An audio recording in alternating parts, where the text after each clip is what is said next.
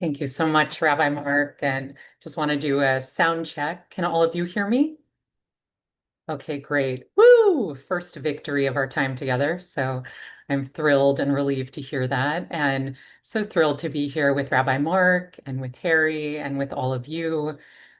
Just noticing as Rabbi Mark was speaking, a lot of tenderness and joy arising in my heart and gratitude in this week of gratitude and surrender and Hod. So I'm Allison or Allie. My pronouns are she, her, hers. And today I'm calling in from Lenape Land, also known as the Inwood neighborhood of New York City.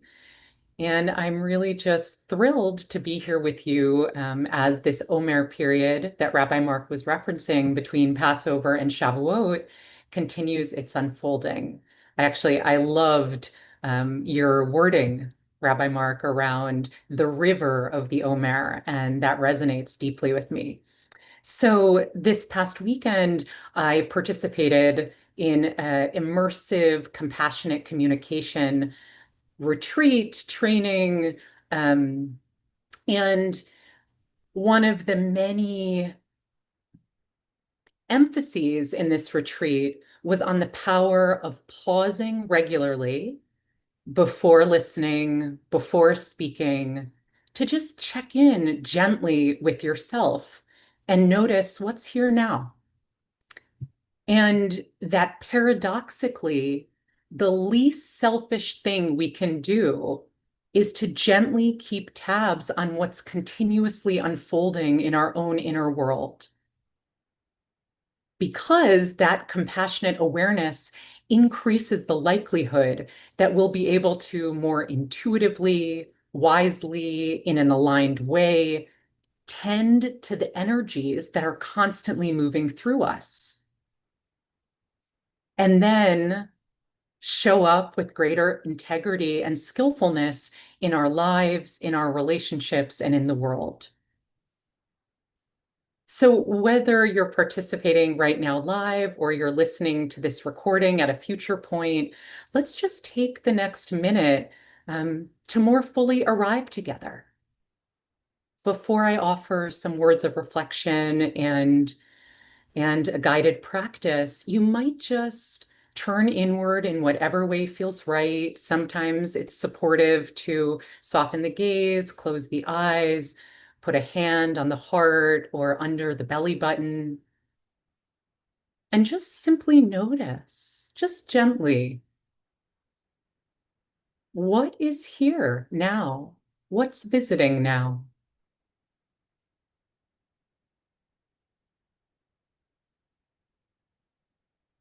And can it be met with kindness?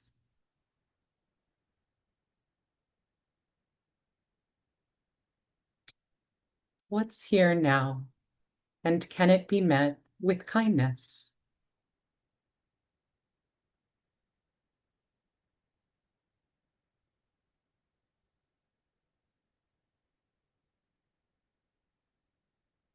Sensing, breathing,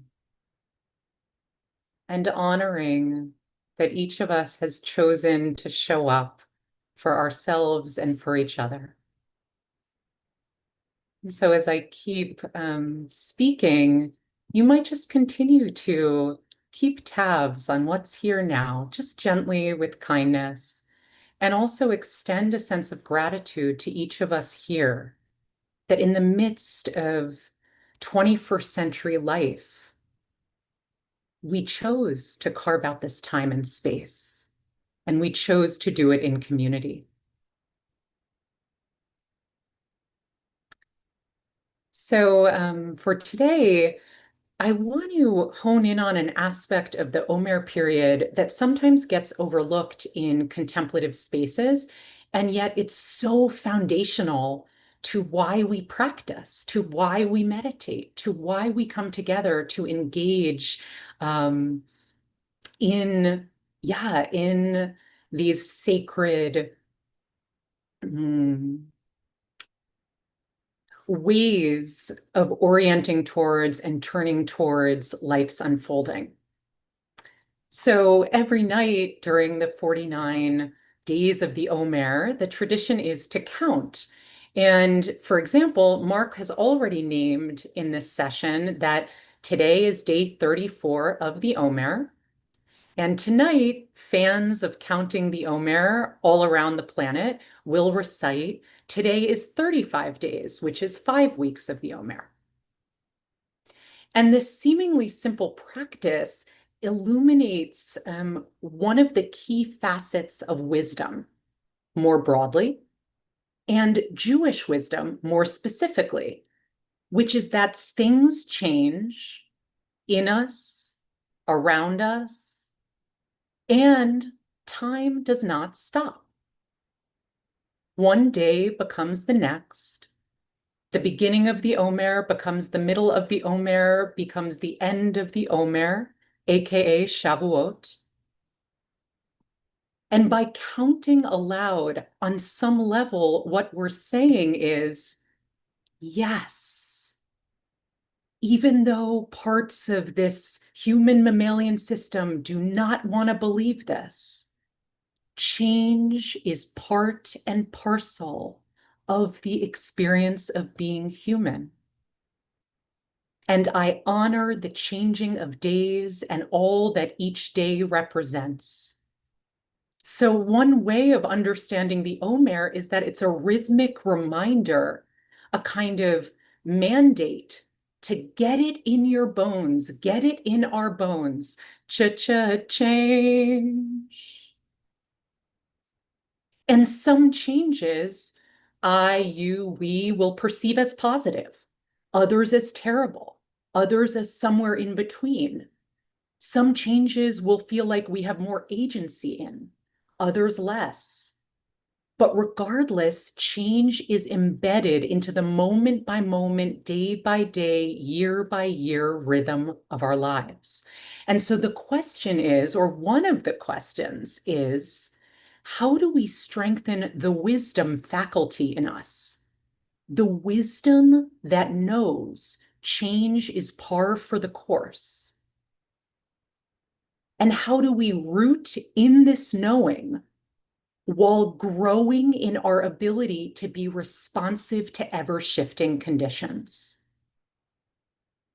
How do we root in this knowing while growing in our ability to be responsive to ever-shifting conditions? So this morning, I engaged in one of my favorite mindfulness exercises, which is picking some measure of time, 5 minutes, an hour, a day, a week, a year, though it can be helpful to start with a really small measure of time, and then reflect on the internal ebbs and flows that transpired during that time, as well as the capacity that arose at various points during that period to meet the ebbs and flows. So this morning, the measure of time I chose was 24 hours. And I tracked back over the last 24 hours, and the list of emotions was so long. I just want to give you some context. Yesterday morning, my phone disappeared. I either lost it or it was stolen. Who knows? And you can imagine in a world where we can be very reliant on our cell phones, this was quite an experience, to say the least. And so over the last 24 hours, many flavors of anger arose, sadness, joy, contentment, gratitude. Who knew that when you report a phone lost to Verizon, someone will show up at your doorstep later that day with a new phone? And a man named Mohammed came to my doorstep, presented me with a new phone, and it turned out we both speak the Ghanaian language of Twi, and we had a conversation in Twi together, and he very gently and kindly set up my new phone. So much gratitude.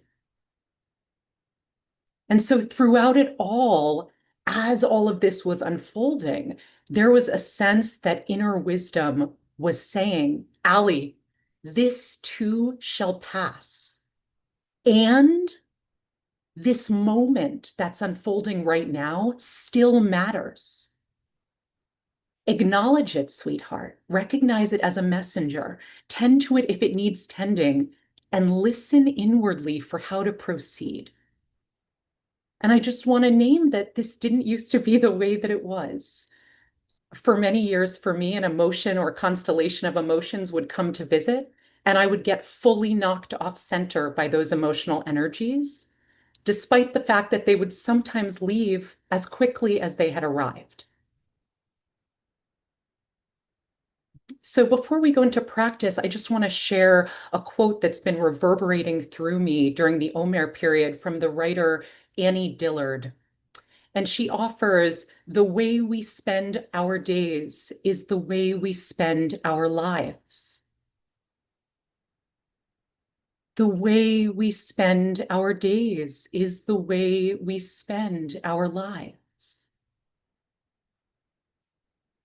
So that invites the question, if change is just here, part of the inherent nature of this human journey, what is our relationship to change? And the inherent wisdom of the Omer count is that day in and day out, we are encouraged to bear witness to change as a pillar of being human, to honor the passing of time, to not take it for granted, and to recognize that we can choose to cultivate skills that allow us to meet whatever may be happening in us, beyond us, with greater courage, compassion, and integrity. So we're going to move into a meditation practice for the next 12 or 13 minutes that invites us to experience the subtle shifts in our moment to moment experience as an invitation to imprint on our hearts the wisdom that knows change is a constant. Thank you so much for being in Kahila with me and with each of us in community and finding your way to whatever posture feels supportive for this period of practice. That might be standing, that might be sitting, that might be lying down. And as a gentle reminder, as you find your way, and there might be some stretching on your way there or a sip of water, just a gentle reminder that if at any point throughout this period of practice or any period of practice, an experience of discomfort arises that feels beyond your range of resilience, that feels like, oh, this is a little too much for right now. Just honoring that, shifting your posture, taking a sip of water, maybe pausing the practice. And that doesn't make you a bad meditator. It just means that you are growing in awareness of your own boundaries and you're learning to tend to what's here with kindness. You might close your eyes or soften your gaze, or not, just whatever supports you in arriving into this period of meditation. And it may be that for a moment or longer, you rest a palm on your heart or belly or both. Just a tender act of care, a way of saying, Hineni, here I am, and Hinenu, here we are.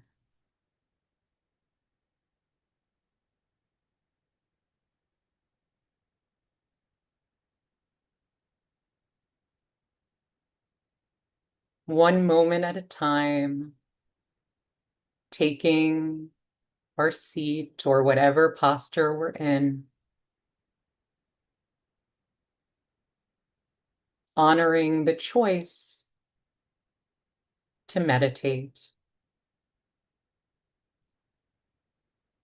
So I'm going to be offering some invitations, some meditation guidance, and then we'll have a few minutes in quiet to practice together.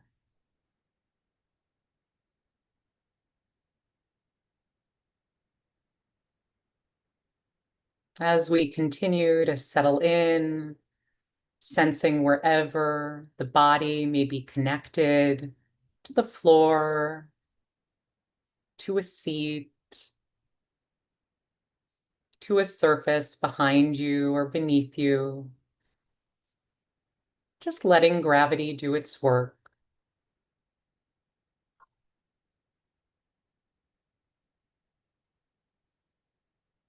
And the mind will inevitably drift off to future, to the past, to judgment, to fantasy.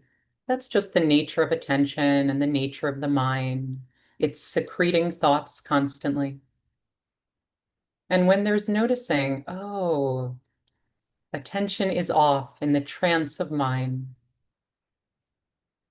just an invitation to return to whatever I might be guiding, or to simply sense, Hineni, here I am, in this fresh moment in time.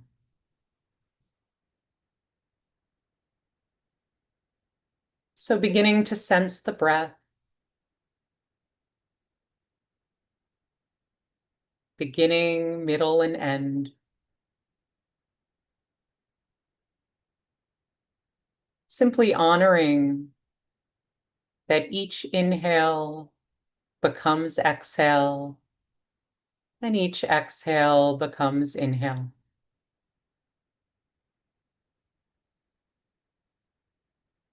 Each cycle of breath arising, visiting, dissolving, and then a new, fresh cycle begins.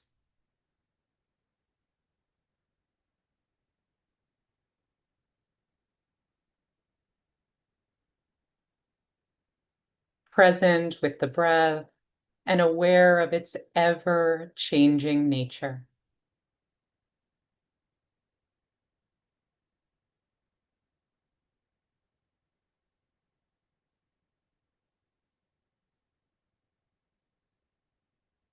Beginning to notice sensations in the body,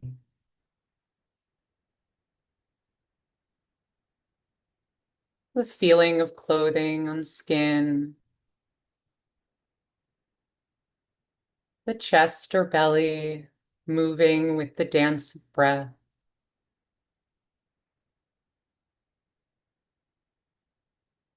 The weight of your feet,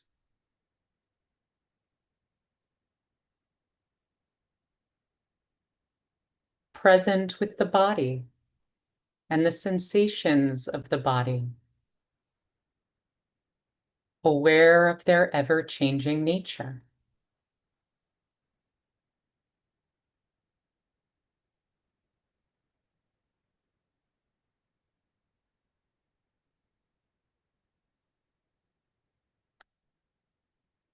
And present with emotions, energy in motion,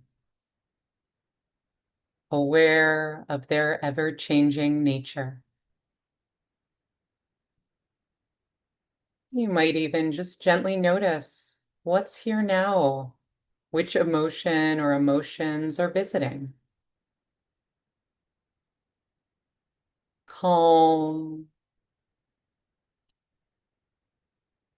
anxiety, a flavor of anger or joy, arising, visiting. This too belongs, whatever is here now, part of the ever-shifting flow.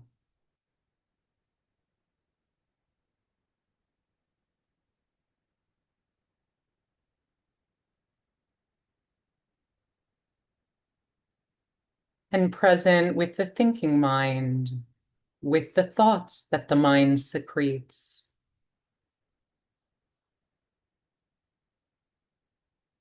Each thought beginning, middle, and end, aware of their ever-changing nature.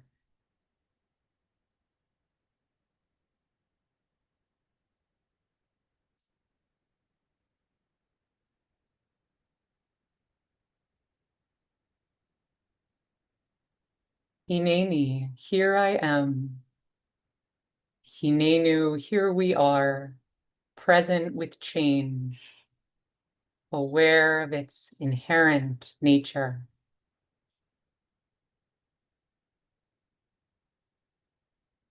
We can also be present with moods of the mind,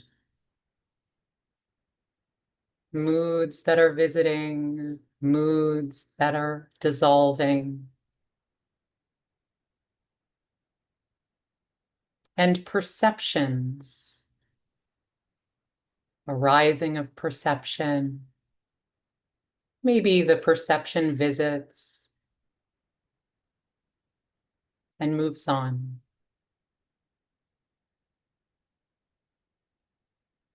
Present with change. And so we'll practice together in quiet for the next few minutes, here, now, just present in sacred, supportive community, rooted in whatever posture we're in as the breath cycles through, in the midst of the rhythms of beginnings, middles, and endings.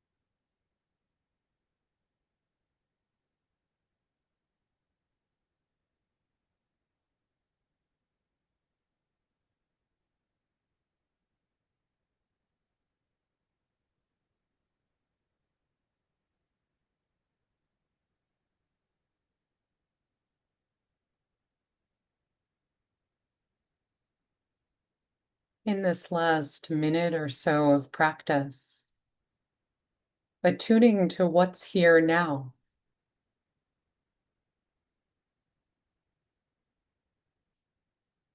What's visiting heart, body, and mind.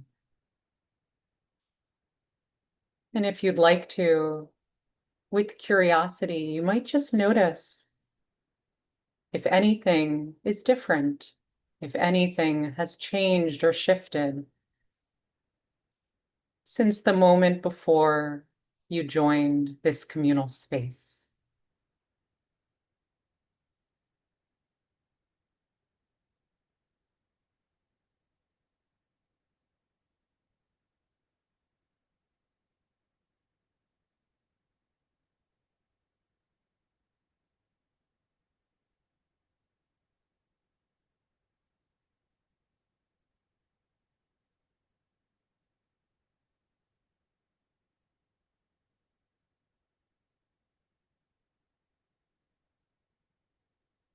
May our practice together help remind us of the power of cultivating wise, compassionate ways of orienting towards change. Thank you for your practice and your presence.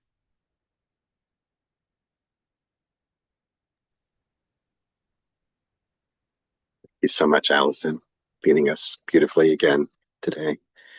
Let's seal that beautiful practice with an opportunity for those of you who are in mourning observing a yard site, if it's your custom to join in the Kaddish, you're welcome to do so and put the name or names of those you're honoring today in the chat. And if you're not reciting Kaddish, please stay present for a few moments to support those who are. Thanks to Harry for sharing the words of the Mourner's Kaddish on the screen. And if you're reciting it, please join me by rising in body or in spirit and unmute at this time. Yitgadal, Yitgadal, Yitkadash, Shemei Rabbah. Yalma, Divrach, Hirutei, V'yamlich Malchutei, V'chayechon, V'yomechon, V'chaye Dechal Beit Yisrael, V'agala, V'zman, Kariv, V'imru, Amen. Yehei Shmei Rabbah Mevarach, Le'olam, Ulamei, Almaya. Yitbarach, V'yishtabach, Ba'ar, V'kama, V'yipasei, V'itadar, V'itale, V'ithalal, Shmei Dekudshah, V'chu, La'ela, Mikol, Birchata, V'shirata, V'ushbachata, V'nechamata, Amiran, Ba'alma, V'imru, Amen. Yehei Shlama Rabba Min Shemaya, Chaim Aleinu V'al Kol Yisrael, V'imru, Amen. Oseh Shalom B'mrama, V'hu Yaseh Shalom, Aleinu, V'al Kol Yisrael, V'al Kol Yoshvei Tevel. Amen. Amen.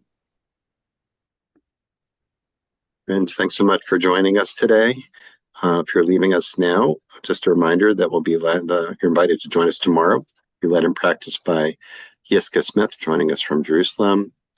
And on Friday, we'll sit in Shabbat with Cantor Kareth Spencer Shapiro. So hope you can join us for either or both of our sessions. Just a quick reminder also that all our sessions are live streamed on our YouTube channel. All the recordings are always posted there. So even if you can't join us live, you always have the opportunity to join us to learn and practice together. So thanks to Harry Gilboa holding our space and Alison Cohen for leading us so beautifully again today. You're welcome to stay on. You can continue to sit with Alison's guidance. You can turn off the sound on your device, or you can join us for conversation. And I'll just mention that today's edition of Daily Sit is presented by Verizon.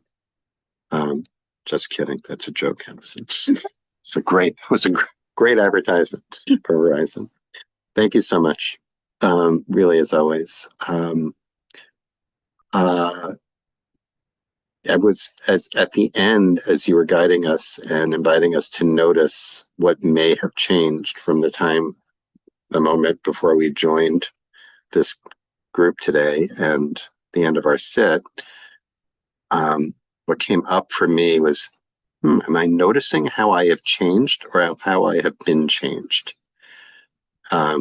It was really kind of interesting for me to think about, just to go back to that river metaphor, the river of the Omer, but which is kind of the river of life, always in motion, always moving, sometimes maybe imperceptibly slowly and sometimes rushing, that we are kind of in a context of change that changes us. But then you also were inviting us not to be passive in riding that river, right? Just like noticing, oh, different now. Now it's different. Now it's different. That's one aspect of the practice. But then paradoxically, I don't remember what phrase you used, but you said something about, which I'll paraphrase it because I don't remember, but maybe you will, about kind of meeting the moment of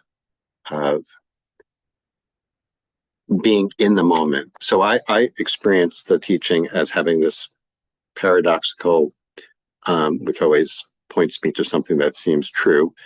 On the one hand, the sense of noticing the inexorability of change and responding to that change moment by moment, right?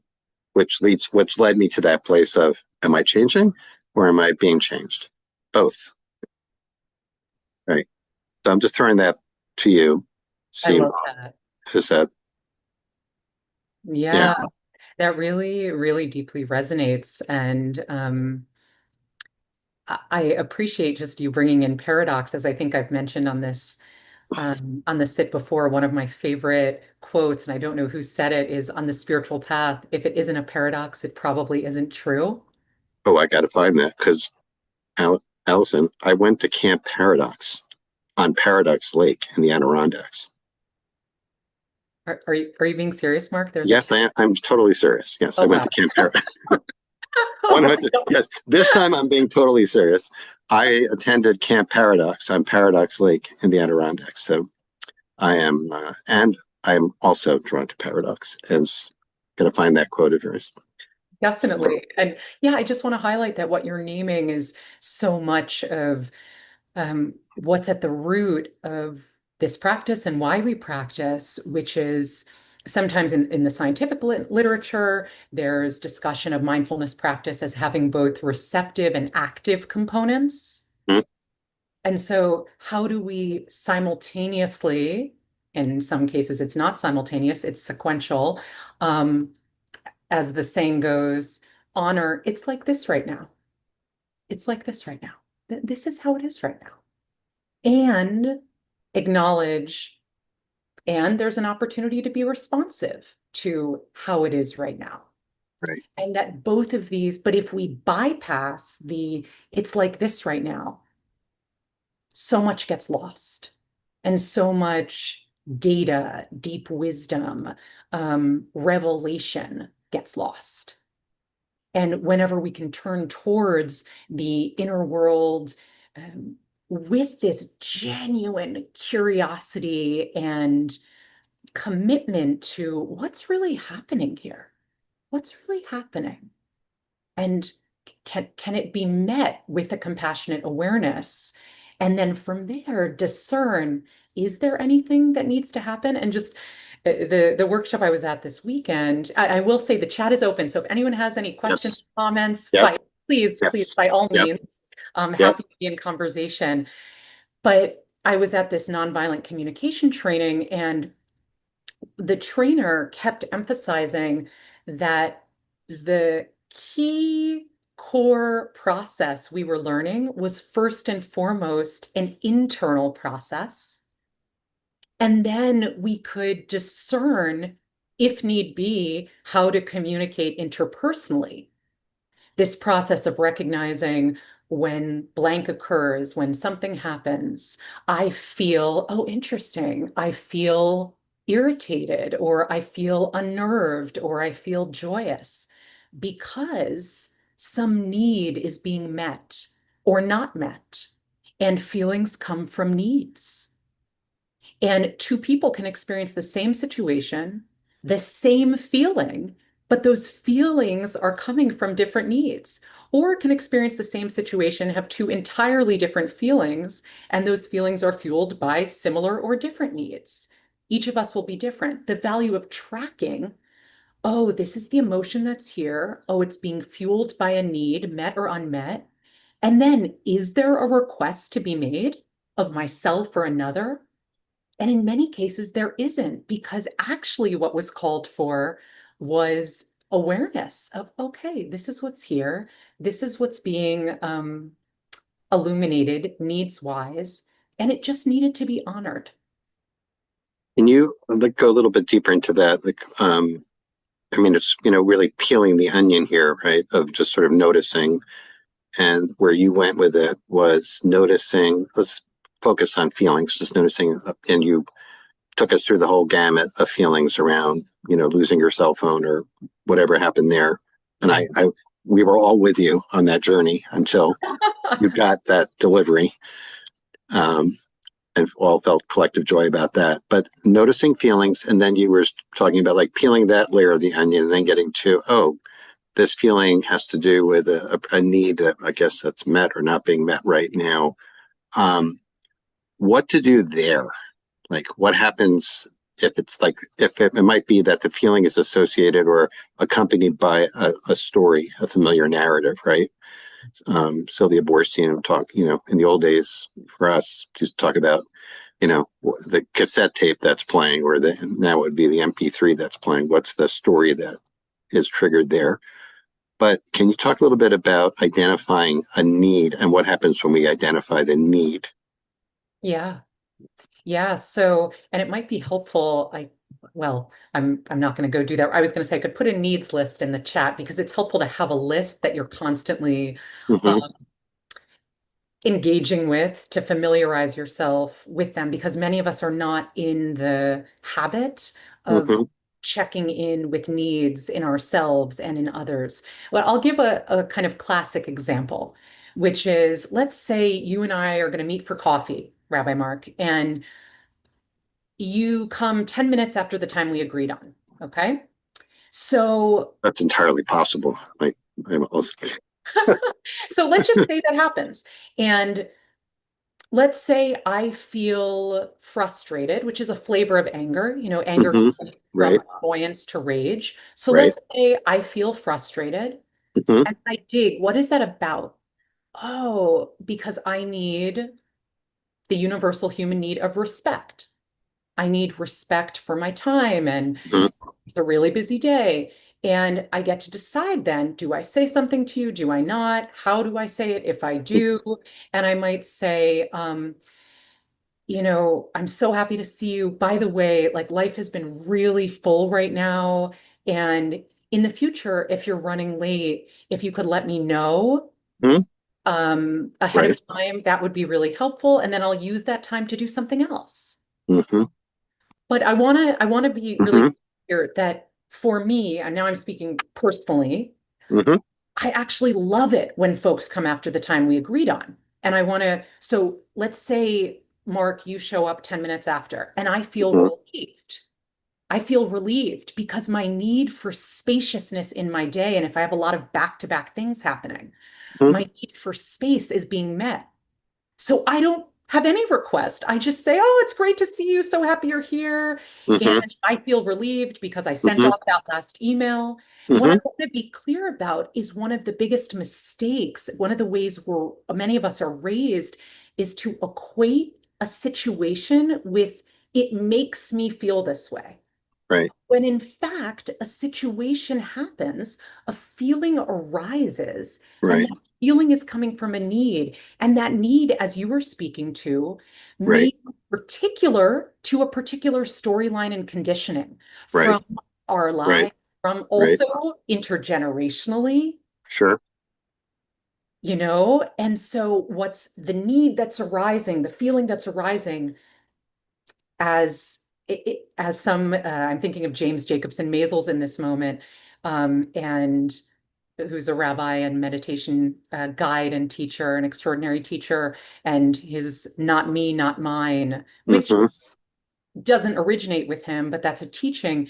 The recognition, this is not me, not mine. This energy is visiting, these needs are visiting, but, and this is the paradox, Right. I still need to take responsibility for what's here.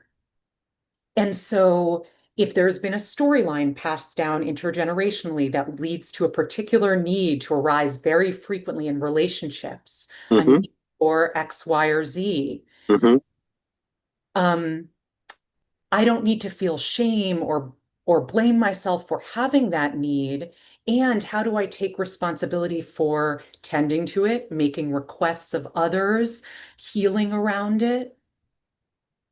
And there are many ways we could go with this, and I know we're short on time, but what I'd Yeah. like to say is that you've really pointed us through in your mention of the cassette tape and the storylines that this is both very simple and Mm-hmm. extraordinarily complex. Right. And that's why most of us are on lifelong journeys around how to communicate with ourselves and with other human beings.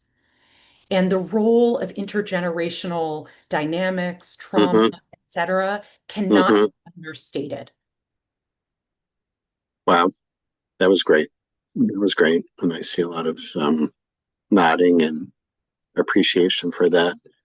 Um, and I love how you put that about communicating with ourself. People don't usually refer to that, that the inner conversation that's going on. We just have a few minutes though, and maybe this is a little bit of also an opportunity to do a shout out about your program on emotional intelligence. Is it? No, what is it? I forgot what it's called. Sorry. No, no, that's sure. Emotional wisdom through Uh-huh. RAIN, RAIN. Okay, so what you're just describing that, this acronym RAIN, just to cut to the chase, stands for recognize. I don't know how you translate A as allow or accept. Which do you go with? Oh, so recognize, allow. I is interest, bring interest or intuition or intimacy. I tend to steer clear of investigate because that can become very cognitive rather than embodied. Interesting. Okay. N is nurture, but it's actually not for many of us, it's not a linear. Hmm. So we'll be talking about how it's often Nira or Arin or Nari, and also that we'll be looking at some other modifications, like the British teacher Chris Cullen uses grain with a G and says, if we're going to turn towards a powerful emotion, let's ground first. G for grounding. And how RAIN. grain, yeah. So Wow. during Pesach, grain, of course, needs to That's okay. be unleavened. But Yes. I just wanted to honor, I'm just seeing what's in the chat, really appreciating Yeah. sharing. And in response to Glenn's question, um, is mindfulness our only or? Absolutely not. And I'm so glad you're asking that. Mindfulness is one of many oars that we can use, and one of the key oars that we need to navigate the river of life and change is supportive relationships. And whenever we can, whether that's in the context of friendship, family, therapy, etc., we're designed to be connected and in connection and supported and supportive of others. And so mindfulness works in tandem with many other oars, Glenn. I hope that's helpful, with a key one being the relational oar. Yeah. We don't have time to get into it here, but I also uh, I throw prayer in there too. It's kind of as a spiritual practice, and um, yeah, we don't have enough time to go there. But I was wondering about when we identify that need. I'm wondering about that as a spiritual kind of an opportunity for. It's all spiritual practice, but of the spiritual practice of experiencing the need as met, right? As not dependent. Like, just to go back to that example where I was late for coffee, and I'm so sorry about that without texting. Um, like for me, flipping that around, because I would have exactly the same I would have often the same, both of those reactions of relief and also annoyance, which is great to have both. But have it both ways is to have the sense of, oh, what's actually triggering, what's bringing up these emotions, and like I would say the annoyance might come from my need to be seen and respect. You said respected, same thing, to be seen. It's like, oh, actually, I can experience a sense of feeling seen right now. Like I can give that to myself, right? Which softens my dependence on getting affirmed by somebody else, that in any given moment I can experience my needs as met. I guess I was kind of pointing to that. So we might have to hold that for a conversation next time, or over Well, over that coffee when I'm 15 minutes late, but I send you a text. I just want to say, Mark, that what you're bringing up is so potent and important. And you're speaking specifically to strategies we use to get needs met. Yeah. And in a given moment, we can become really attached to this is the only strategy, this is the only way to get this need met. And Mm-hmm. yet, and that can narrow the mind's capacity and the heart's capacity to see more creative possibilities for how to get that need met. And that's really part of what you're speaking to. But the other piece of this is that part of the maturation process is realizing, and we can use spiritual practice to support us in this in a whole host of ways. You know what? This need cannot be met right now. And what if that can be met? Mm. What if that Great. can be met? Great. And okay, this Mm-hmm. is how it is right now. And guess what? There's okayness anyway. Good landing. Nail the landing there. Excellent. Thank you Thank so you, much. Alice, as always. and grateful, so grateful. I see a lot of gratitude in the chat as well. So thank you for guiding us down the river so expertly today. And thanks to Harry, as always, for holding our space beautifully, and each of you for your really amazing dedication to your own practice and showing up for yourself, showing up for each other, and being here. So we hope to see you tomorrow to practice with Yiska Smith, everyone. Until then, be safe and well. See you down the river. See you down the river. Take care, everyone. Much love.